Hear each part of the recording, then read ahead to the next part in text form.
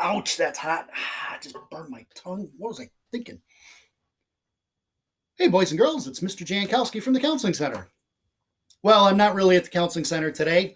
I'm actually reaching out to you from the confines of my living room. I hope that my screencast finds all of you doing well and that you're all safe. I know that this has been a time of great stress and anxiety for many of you. Um, I'm thinking about you and want you to know that for as long as we're going to be out of school, I'm planning to do a variety of screencasts, whether it be short stories or maybe some second step lessons, along with maybe even some Google Meet chat rooms where we can sit and talk about anything that's concerning to you. Maybe I can help you out with. I'll be sending out some information about that a little bit later, and I'll talk more at the end of the screencast about it.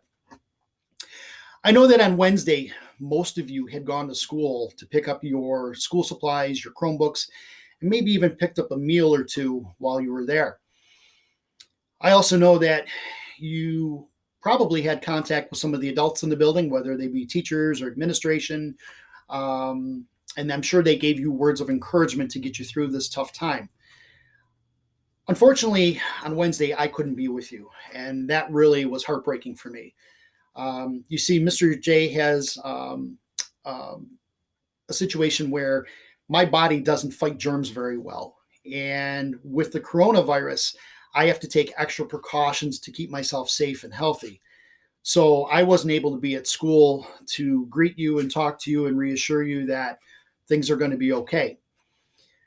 But what I am going to tell you is I'm going to do whatever I can during this time to help you or as many of you along the way as possible.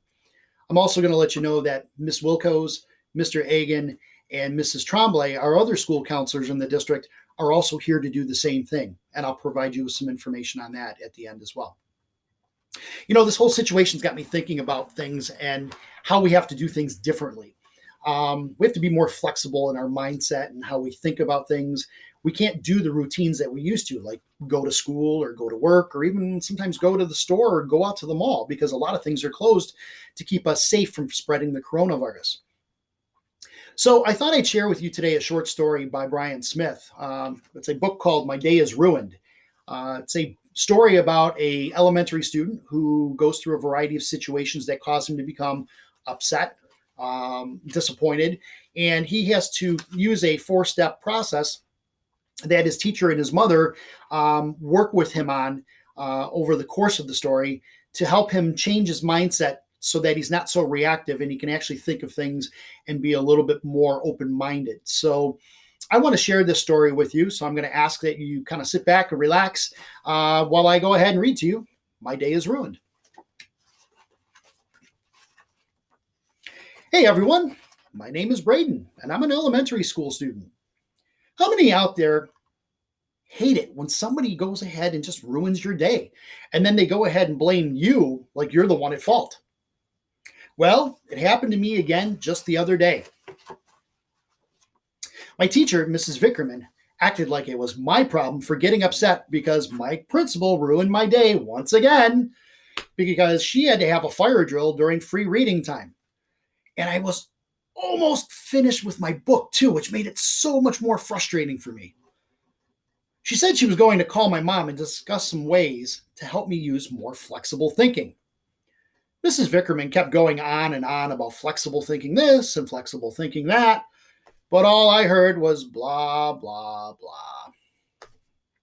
The good news is that 2 whole days had passed, and I didn't hear anything about flexible thinking from my teacher or my mom. Cha-ching! They finally must have decided to leave me alone.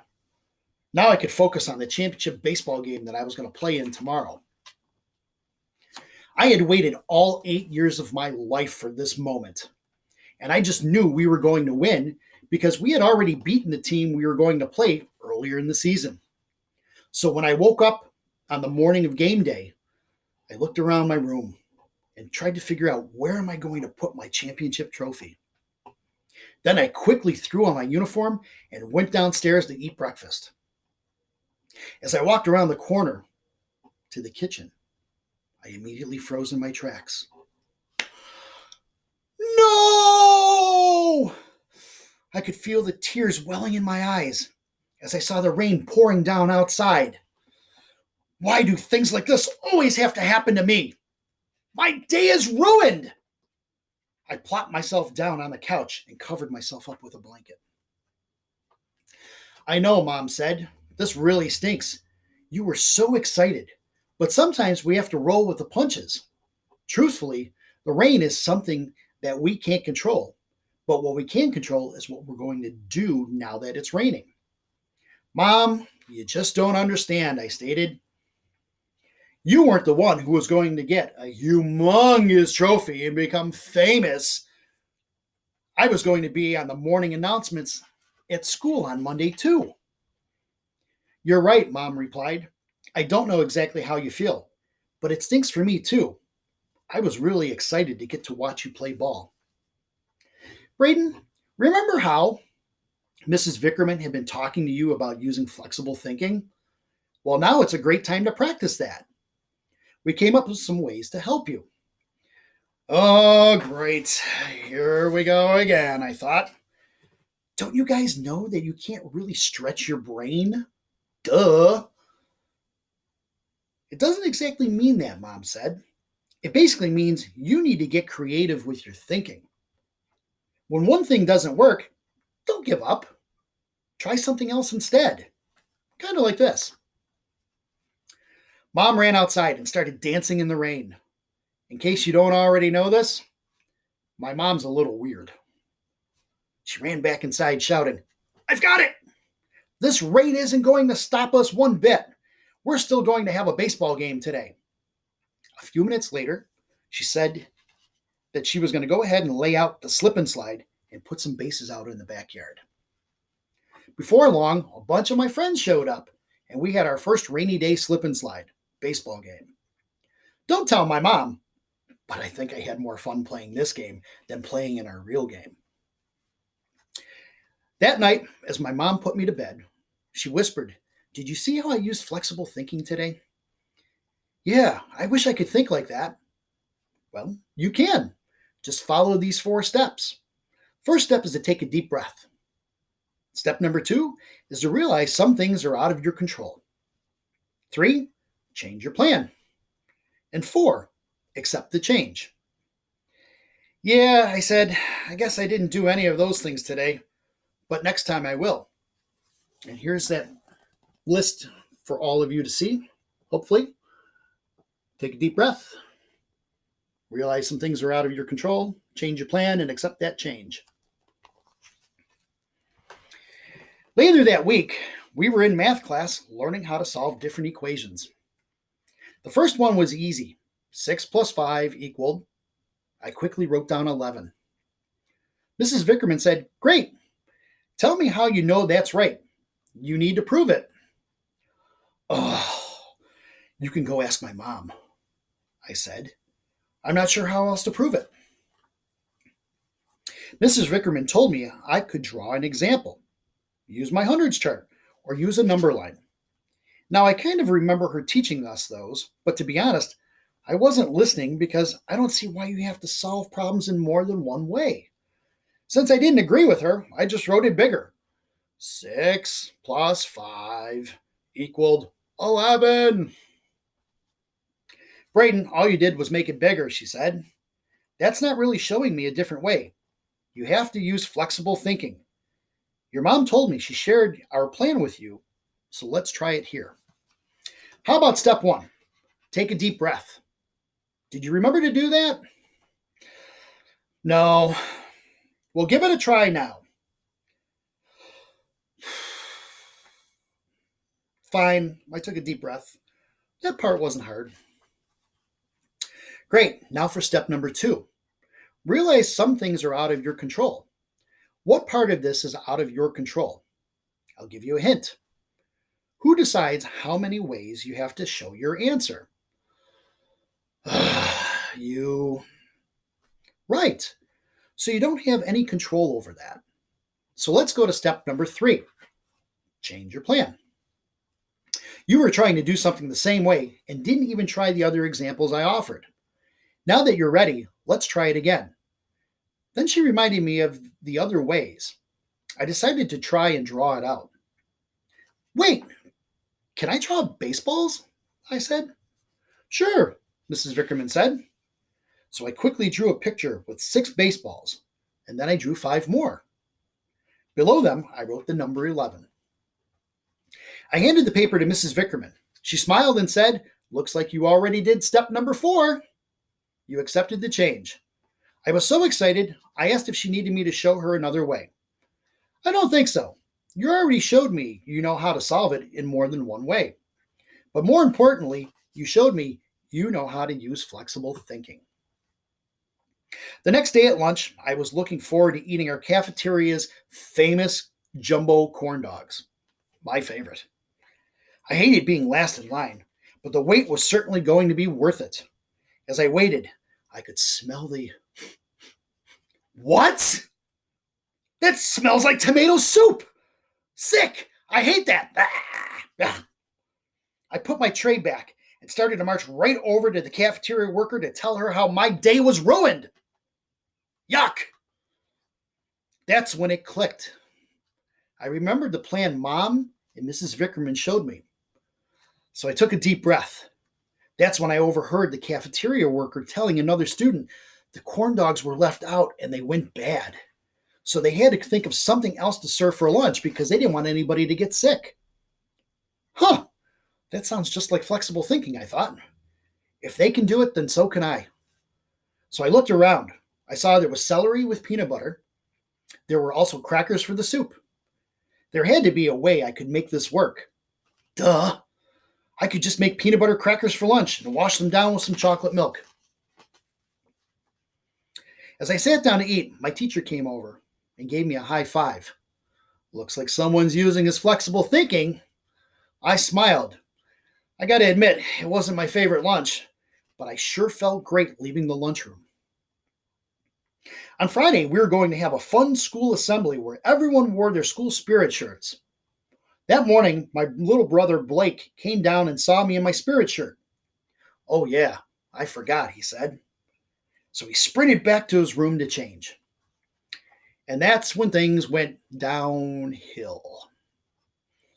He looked everywhere and couldn't find his shirt. "Mom, where's my school spirit shirt?" Blake asked. "It's dirty," Mom replied. Well, he didn't care. He went through the dirty clothes, found it, and threw it on. "Ooh, nasty," I said. Mom came out and told him he could not wear the dirty shirt to school. So Blake turned it inside out, figuring Mom wouldn't realize it was the same shirt. "Nice try, bud," Mom said, "but it needs to come off. Let's try some flexible thinking." "No fair," Blake said. "My day is ruined." I guess no one had ever really shown him how to use flexible thinking. I walked over to Blake. "Hey, buddy, don't worry. I can help you. First, I needed to take a deep breath." So we did. "Great. Sometimes some things are out of our control. I know you really want to wear your shirt, but that's not an option because it's dirty. Mom's not going to let you, so you need to change your plan. So let me help you. What are your school colors?" "Black and red," he said. "Right. Why don't we just find a shirt that has the school colors on it?" Okay, I said. He went to his room and found a superhero shirt he wanted to wear. Blake, I'm not sure if your light was on in your room, but that's not black and red," I said. And this is the shirt that Blake put on. Blake just looked and smiled. "Geez, don't you know you sometimes have to use flexible thinking?" See, in the shirt, he had the colors black and red, even though it was primarily gray. He still went ahead and had those colors on his shirt, so he was able to go ahead and show that he could be flexible in his ways. I really think that this book here says a lot and teaches us a lot, especially in these times of uncertainty. I'm sure many of us want to go to the store or go to the park, go to the mall, maybe go see a movie, but because of the coronavirus, we can't. As a matter of fact, most of us are staying in our houses this entire time, which I understand can be very boring. So you have to be creative. You have to try new things, play new games, one of the things I was telling a friend of mine to tell his kids was come up with a game and change the rules, explain the rules, and kind of have fun with it and see where it goes. Just be creative, draw or color or journal your feelings is a great way to do as well. If, however, you need help, I'm here to let you know that the 4 counselors, myself, Ms. Wilkos, Mr. Agan, and Mrs. Tremblay, are all here to help you. So if you need help, we are asking that you go ahead and go on the school website. There is actually a tab that says COVID-19. And on that, you can go ahead and email the counselors at counselors@oahornets.org.